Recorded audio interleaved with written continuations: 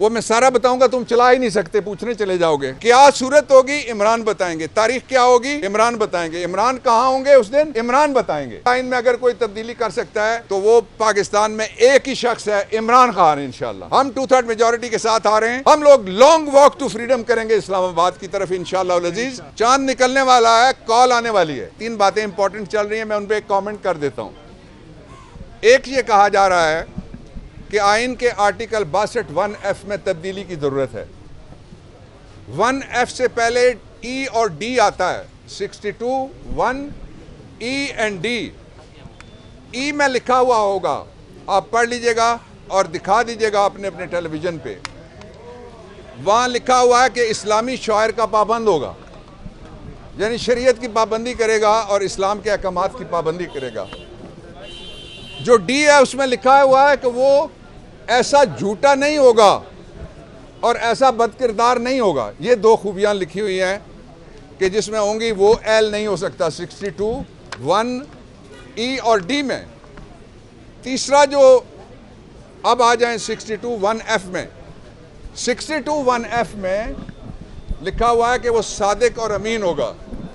मैं आज अपनी पोजीशन देने लगा हूँ, बैसियत जोरिस, बैसियत कानूनदान। ये पाकिस्तान के आइन का जो बुनियादी स्ट्रक्चर है वो शुरू होता है दिबाचे से, जिसको प्रियम्बल कहते हैं। उसमें लिखा हुआ है कि इस यूनिवर्स पे हुक्मरानी अल्लाह ताला की है और पाकिस्तान में अल्लाह ताला की हुक्मरानी के मुताबिक हम रियासत चलाने की कोशिश करेंगे। तो ये 1-2 इस्लामी दफात ठीक हैं, एक क्यों गलत है? उसका सबब ये है कि 2018 में एक फैसला आया, समीउल्लाह बलोच का केस है बलूचिस्तान से, और उसमें 2 सियासतदान नायल हो गए। अब अगर उनके लिए कोई तैयारी है तो वो जुम्मा जंज के साथ नहीं जा सकेगा, उन दोनों में से कोई भी। उसका सबब ये है कि अगर तब्दीली लानी है तो तब्दीली होगी 2/3 अक्सरियत से कौमी असम्बली में अलहदा, 2/3 अक्सरियत सेनेट में अलहदा, 2/3 अक्सरियत, और उसके साथ 238 आर्टिकल पढ़ लें, 239 पढ़ लें। वो बड़ी लंबी सफ़र है। इंशाअल्लाह अज़ीज़ आइन में अगर कोई तब्दीली कर सकता है तो वो पाकिस्तान में एक ही शख्स है, इमरान खान। इंशाअल्लाह हम 2/3 मेजोरिटी के साथ आ रहे हैं। इस पार्लियामेंट को हम पाकिस्तान की नुमाइंदा पार्लियामेंट नहीं समझते। ये पार्लियामेंट चोरी से आई है, डाके से आई है, रात को आई है, साइफर से आई है। अभी आते हुए मैं इमरान खान बात कर रहे थे, 3 बातें जो उन्होंने तस्लीम की हैं वो मैं आपके सामने रखता हूँ, जो इम्पोर्टेड तस्लीम कर गए। ये जो queen of telling lies now in England है, इन्होंने कहा कि साइफर तो है ही नहीं, और इसके शोबाज चचा ने कहा कि ऐसे ही कागज़ लहरा दिया है। अब वो दोनों कहते हैं साइफर है, अमेरिका से आया। दूसरी बात ये माने, और तीसरी बात ये माने कि वो साइफर उसमें लिखा हुआ क्या था ये भी मान गए सारा। इसलिए कि इस गवर्नमेंट के आने के बाद 2 दफ़ा जो नेशनल सिक्योरिटी कमेटी है पाकिस्तान की, जिसमें फ़ौज भी है, जिसमें सारे इदारे हैं, बाकी इंटेलिजेंस ऑपरेटर्स है पूरा पाकिस्तान का, civilian as well as the military, सब ने बैठ के कहा कि साइफर है, नंबर 1। नंबर 2, सब ने कहा इसमें लैंग्वेज इनअप्रोप्रिएट है। अब इनअप्रोप्रिएट अगर कोई समझता है कि उसके ज़रिए से उसको धमकी नहीं समझना चाहिए तो वो समझे, लेकिन पाकिस्तान के बारे में जो लाइन में अगर कोई तब्दीली कर सकता है तो वो पाकिस्तान में एक ही शख्स है, इमरान खान। इंशाअल्लाह हम 2/3 मेजोरिटी के साथ आ रहे हैं। इस पार्लियामेंट को हम पाकिस्तान की नुमाइंदा पार्लियामेंट नहीं समझते। ये पार्लियामेंट चोरी से आई है, डाके से आई है, रात को आई है, साइफर से आई है। अभी आते हुए मैं इमरान खान बात कर रहे थे, 3 बातें जो उन्होंने तस्लीम की हैं वो मैं आपके सामने रखता हूं, जो इम्पोर्टेड तस्लीम कर गए। ये जो queen of telling lies now in England है, इन्होंने कहा कि साइफर तो है ही नहीं, और इसके शोबाज चचा ने कहा कि ऐसे ही कागज़ लहरा दिया है। अब वो दोनों कहते हैं साइफर है, अमेरिका से आया। दूसरी बात ये माने, और तीसरी बात ये माने कि वो साइफर उसमें लिखा हुआ क्या था ये भी मान गए सारा। इसलिए कि इस गवर्नमेंट के आने के बाद 2 दफ़ा जो नेशनल सिक्योरिटी कमेटी है पाकिस्तान की, जिसमें फ़ौज भी है, जिसमें सारे इदारे हैं, बाकी इंटेलिजेंस ऑपरेटर्स है, पूरा पाकिस्तान का, civilian as well as the military, सब ने बैठ के कहा कि साइफर है, नंबर 1। नंबर 2, सब ने कहा इसमें लैंग्वेज इनअप्रोप्रिएट है। अब इनअप्रोप्रिएट अगर कोई समझता है कि उसके ज़रिए से उसको धमकी नहीं समझना चाहिए तो वो समझे, लेकिन पाकिस्तान के बारे में जो नामुनासिब लफ्ज़ कहेगा वो हम नहीं सुन सकते। इसीलिए तीसरी जो बात उन्होंने मानी है वो ये है कि साइफर 7 तारीख को आया और मोशन ऑफ नो कॉन्फिडेंस 8 तारीख को गई। मैं इस पे आपके सामने कमेंट करना चाह रहा था कि साइफर मान गए, पहले झूठ बोल बोल के आप कहते हैं कि साइफर है।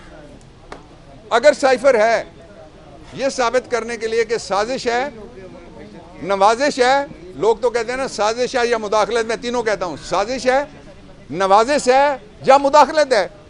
आसान तरीन तरीका वो है जो मैंने आधी रात को जब अदालत खुली थी उस सुओ मोटो केस नंबर 1, उसके अंदर मैंने मौक़िफ़ लिया था कि आप एक कमीशन बनाएं। सुप्रीम कोर्ट ऑफ पाकिस्तान से दरख्वास्त की थी और मैंने कहा कि पढ़ लें। वो साइफर नहीं पढ़ा गया। मैंने कहा पढ़ लें, साइफर नहीं पढ़ा गया। मैंने कहा मैं पढ़ देता हूँ। मुझे किसी ने उठ के कहा नहीं, मैं सरकार का नुमाइंदा हूँ, मैं पढ़ूंगा। आप सारे गवाह हैं उसके। आज भी वो साइफर पढ़े बगैर कोई भी अगर कहता है कि साजिश नहीं हुई, कोई भी अगर कहता है नवाजिश नहीं हुई, कोई भी कहता है रिजीम चेंज नहीं हुई, तो वो अपनी आंख पे उंगली रख के कहता है सूरज नहीं निकला हुआ। सूरज है भाई, इधर ही है सूरज। अब सूरज के बाद मैं चांद पे जाता हूं, चांद निकलने वाला है, कॉल आने वाली है, और कॉल आएगी जब तो पाकिस्तान की तारीख का, जिस तरह नेल्सन मंडेला ने, आप उनकी किताब है जरूर पढ़िएगा, लॉन्ग वॉक टू फ्रीडम, तो पाकिस्तान को हकीकी आज़ादी देने के लिए हम लोग लॉन्ग वॉक टू फ्रीडम करेंगे इस्लामाबाद की तरफ इंशाअल्लाह अज़ीज़। क्या सूरत होगी इमरान बताएंगे, तारीख क्या होगी इमरान बताएंगे। इमरान कहाँ होंगे उस दिन इमरान बताएंगे। लेकिन मैं जो आपको 2 बातें और बताना चाहता हूँ वो ये है कि पाकिस्तान को टेस्टिंग लेबॉरेटरी ना बनाए पॉलिटिक्स की, बराए मेहरबानी, बहुत हो गया। ये जो आया है इम्पोर्टेड, ये इसने एक और इम्पोर्टेड वहाँ से बाहर से मंगवाया जिसको ठग कह के अदालत ने सजा दी हुई थी, और उसको आके वो कहता है मैं डॉलर 100 रुपये पे ले आऊँगा। मैं कहता हूँ डॉलर आ जाए 80 रुपये पे, क्या बिजली के बिल में कोई फ़र्क पड़ा? मुझे बताना यार, बोलो, बोल के बताओ। मुझे ये बताओ पेट्रोल में जो नुमाइशी कीमत में कमी हुई, ये भी बोल के बताना। कोई किराए में फ़र्क पड़ा किसी जगह वैगन के? इसी तरह मुझे ये बताओ कि क्या महंगाई में कोई फ़र्क पड़ा? No sir. तो इसलिए तुम्हारा ज़माना था 90s वाला, जब साइफर के ज़रिए से तुमने एक वज़ीर-ए-आज़म जो इलेक्टेड था उसको अदालत से कत्ल करवा दिया। उस जुडिशल मर्डर के बाद कौम जागी हुई है और वो इमरान खान के साथ खड़ी है इंशाअल्लाह अज़ीज़। पाकिस्तान में सबसे बड़ा अवामी, जमहूरी और पुरअमन एहतजाज करने हम जा रहे हैं। अच्छा ये बताइए सर, फवाद चौधरी ने एक टीवी शो में एक कौम की तस्वीर, 1 मिनट वो पहले कह रहे थे, मुजम्मत करेंगे सर? डॉक्टर साहब, खान साहब ने कहा था मेरे ताकतवर हल्कों से मुज़ाकरात हो रहे हैं। वो कौन से ताकतवर हल्के हैं? क्या वही ताकतवर हल्के हैं कि प्रोटेक्टिव बेल एक एक्यूज को मिलती है विदाउट अपीयर हुए और आम लिटिगेंट्स को नहीं मिलती? वो ताकतवर हल्के कौन से हैं और बाकी उनके नाम बता दीजिए। पहली जो प्रोटेक्टिव बेल मिली थी पाकिस्तान की तारीख में, वो मैं सारा बताऊंगा, तुम चला ही नहीं सकते, पूछने चले जाओगे, मुझे भी काट दोगे। अच्छा सुने ना, मैं बताता हूँ। पहली जो बेल हुई थी वो हुई थी, एक BBC का नुमाइंदा था मार्क टेली, दिल्ली से उसको पाकिस्तान आने की इजाज़त मिली थी। दूसरी जो बेल हुई थी वो चौधरी परवेज़ इलाही की तीसरी हुई, ज़ौहर इलाही केस में हुई है, 76 के अंदर हुई है। इसलिए अदालती नज़ायर मौजूद हैं। मैं सवाल के जवाब में एक और कैविएट रखना चाहता हूँ आपके सामने कि मुझे कोई ये बताए कि अगर इमरान खान से हमारे जुलूस में 5 लोग बाहर निकलें तो वो 5 के 5 144 तोड़ते हैं, लेकिन सरकारी दरियाँ, सरकारी गाड़ियाँ, सरकारी मेहमान अगर बनी गाला पहुँचा दिए जाएं तो 15 दिन बैठे रहें, 144 नहीं लगता। ठीक है, एक।